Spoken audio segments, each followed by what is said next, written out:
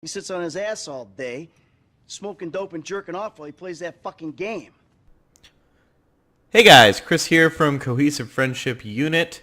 I am with Brian What's going on? and Jeremy. It's ya boy. And we're going to do a little celebrating tonight. We're going to celebrate Grand Theft Auto 5. But before we do that, we love your subs. We love your comments. You guys have been doing great with comments. And we love your likes. So keep them coming. We are giving away a copy of Far Cry 5. We need 150 subs by 420. We are well over 100 at this point, so I have all the faith in the world.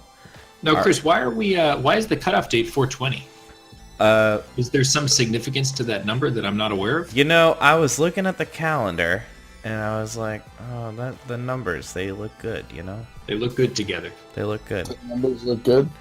The numbers checked out, so that's why we're picking We're that. black. It is because Nintendo Labo comes out that day. That is also true. Yep. Wait, is that true? Yes. Also God That's of really War. funny. Yes. I don't know why it's funny. Why do you think it's funny? Okay, so let's celebrate some Grand Theft Auto 5.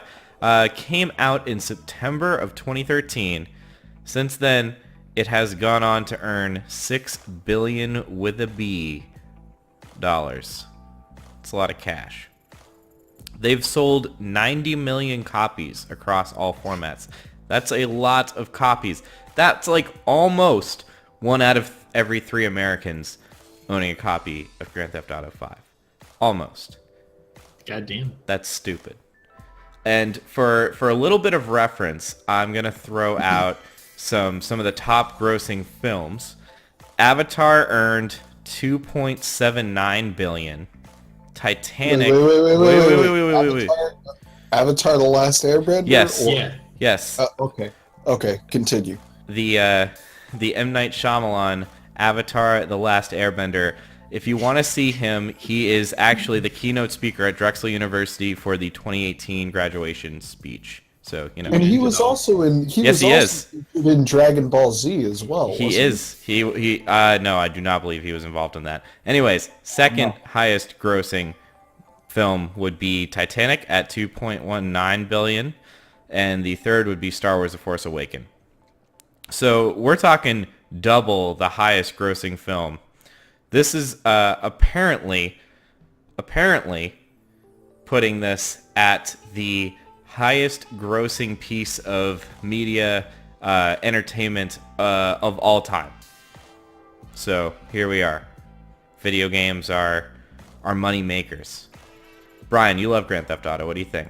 I love Grand Theft Auto. So I think that with regards to the Hollywood comparison, even a movie like The Shining, that's well regarded to be a masterwork and something that like you have to watch multiple times to see all the little details in.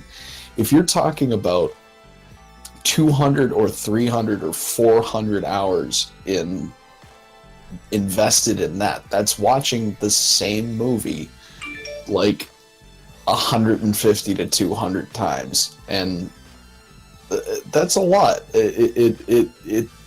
I think it's a testament to the replay value that video games, especially a well-built video game, have in them.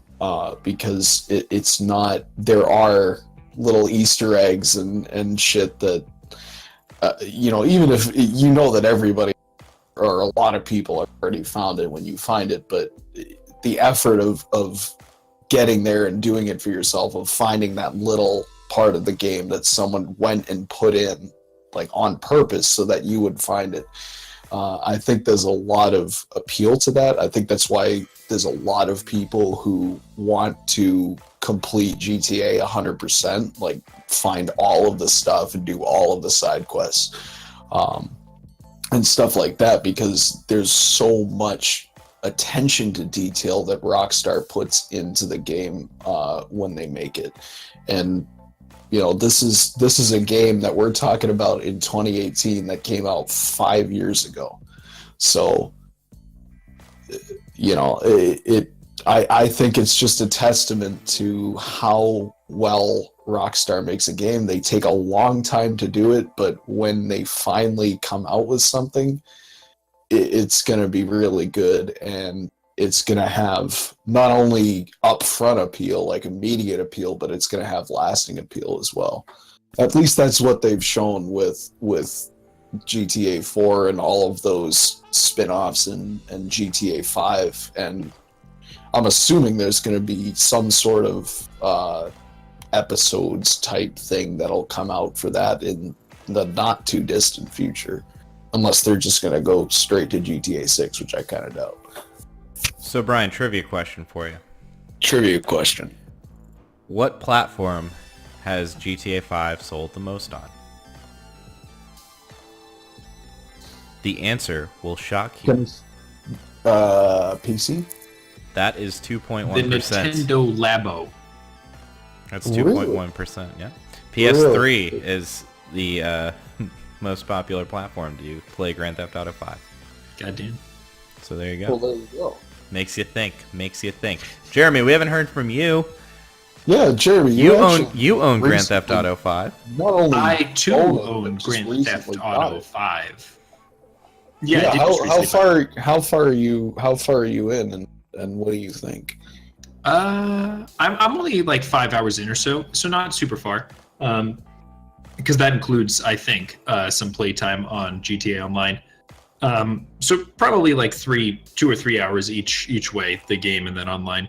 It's fun. I've been busy with a lot of different things in real life and also in video games. So I've been playing some Civ per usual. I had been playing Elder Scrolls Oblivion as well, and we've been playing PlayerUnknown. So I haven't gotten too deep into GTA 5 yet. I played a redonkulous amount of Vice City as a young chap, so I expect that I will really like it. But I can say that the production value of the game for something that's 5 years old is really, really, really, really high. It holds up really well. The missions are fun. The story is almost like too interesting, because part of the GTA magic is blowing people's brains out needlessly and things like that. And it sort of dissuades you from doing that a little bit, at least in the beginning. We'll see where that goes further. You haven't gotten to the point where you've unlocked Trevor yet. That's what the problem is. Yeah, I haven't. So that'll change. Your opinion of that'll change, I think. But continue. Probably, but I enjoyed it very much. It's a terrific game. I'm glad that it's been lucrative, because I want to see more games like that. And it's cool to like we were discussing earlier in a different video. It's cool that you have a studio like Rockstar that really ponies up the cash to invest in a game and make it really, really, really, really, really spectacular, and to be financially supported in doing so. And on the whole, I don't think that people are too up in arms over the money grubbing practices of GTA Online. I know that you have the option of buying in-game credits, but you don't have to. It doesn't seem to really lock you out of too much. So having a model that's financially sustainable but produces really outstanding games, and obviously more than sustainable, that's lucrative, I think is a good thing. Good for the industry too. I think that kind of ties back into what I was saying earlier and in that previous video, that there's a lot of value in Rockstar games. It's not just the money that they've put into it, because there's certainly games that have had a lot of money thrown at them and not turned out that well. Sure. They also have the talent base to back it up and to keep it, kind of relevant. I don't know if relevant, but they keep updating it. They keep adding new things to the game, adding reasons that you'd want to play online. I mean, the story mode doesn't change, but the story mode I always thought of was GTA. At least GTA 4 and 5 have been kind of neat little time capsules, I think, of what the world was like at the point when that, GTA 4 was very much it was still that kind of not really post 9/11, but that sort of, it was 2009. You know, the things weren't really going that great. And then GTA 5 2013, that was kind of that plastic optimism.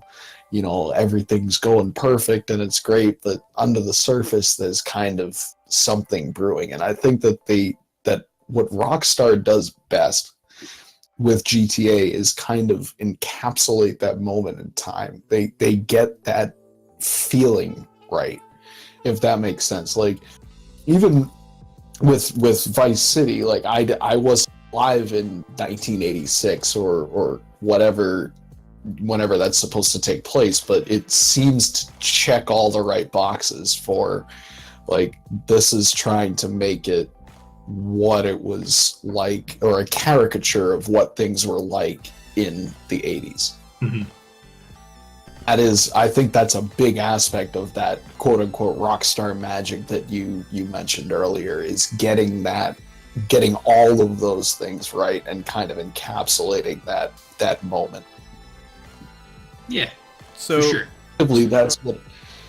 So we talked a little. I've said enough.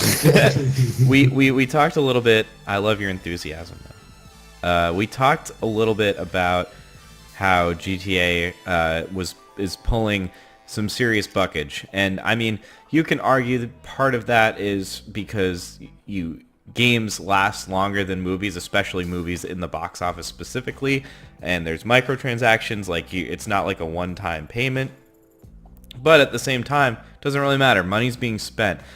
Do you think that the average, like, lay person realizes just how big the gaming industry is? I'm just gonna throw a few numbers real quick. The music industry in 2016 was valued at about $16 billion. Hollywood box office was around $40 billion. PC gaming alone was $34 billion. The gaming industry was about $100 billion.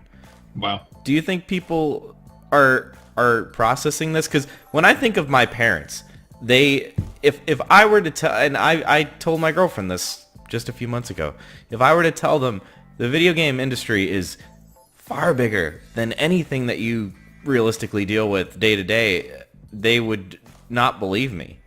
I don't know. It's just it's interesting just how huge it is to me.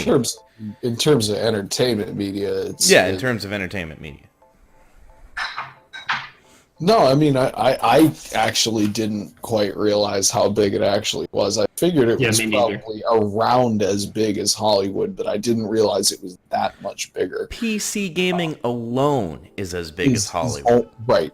So you're talking about something that's twice, 2.5 times as big as Hollywood. Like, mobile gaming is that's $40 billion. That's a whole nother Hollywood. And it's mobile games, man. It's fucking mobile games. Think of Candy Crush and think of The Shape of Water. Like, I don't know. It's just, to me, that is just, it's nuts just how massive these games and forms of entertainment are, and how impactful they are. I mean, people clearly people are spending money, a lot of money, on this medium.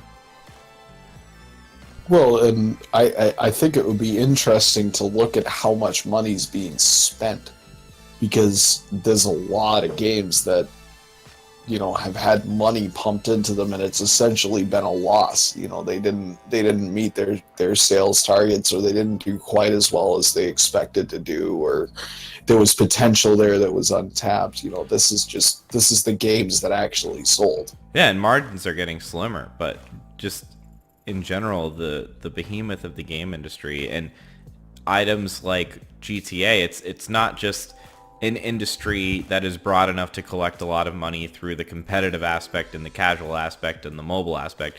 This is an industry where a game like Grand Theft Auto can command twice as much money as the highest grossing movie of all time. Absolutely. Yeah. Well, it's kind of apples to oranges, like we were saying earlier in this video. It's not the same as a movie. Yeah. It's a different media, and if you know how to exploit that, if you know how to make a good game, just like if you know how to make a good movie or a good song, you're gonna make a lot of money off of it. I think that could be a fun another video. Maybe we'll do that on how like games you can psychologically exploit people. It's a lot harder to do that with a movie.